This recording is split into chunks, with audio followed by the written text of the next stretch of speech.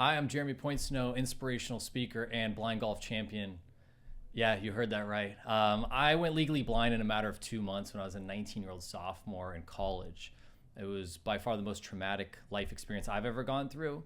I've been speaking professionally for over a decade now, and I share my story, but I make it relatable to the audience.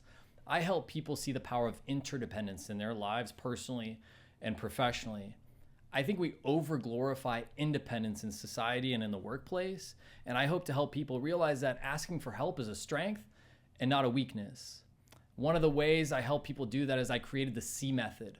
It's a sight pun, yes, an acronym, and I say that people need to be able to seek help, embrace help, and extend help. And if they can do this, then they're able to live with interdependence.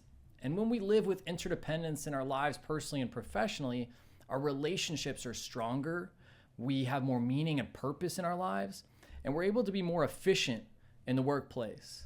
As a speaker, I love giving a keynote presentation, but then afterwards, I love doing Q&A on stage. It allows us to have an open dialogue with the audience, and with that, I love one of the most common questions I get is, hey, Jeremy, since losing your sight, have you noticed your other senses have gotten heightened? And to that, I always say, what? And that gets a good response, good reaction from the audience. Because I think if I get the audience laughing, I know they're listening. And if they're listening, then they're learning. And that's the goal. Along with just doing keynote presentations, I provide or offer other experiential type of events. Some of those events are Topgolf. I'll do an event at Topgolf where I'll give a keynote presentation, and then afterwards for a couple hours hit golf shots on the bays so people get to see what it's like for a legally blind guy to hit golf shots. I might hit it a little better than them. They don't like that, but it's okay. We have fun.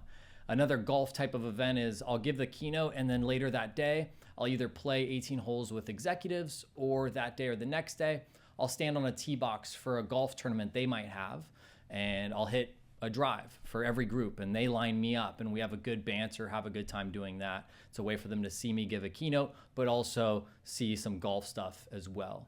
Another type of event I do is something called Dining in the Dark, where I'll give my keynote, and then afterwards we'll all have dinner together in the dark for an hour.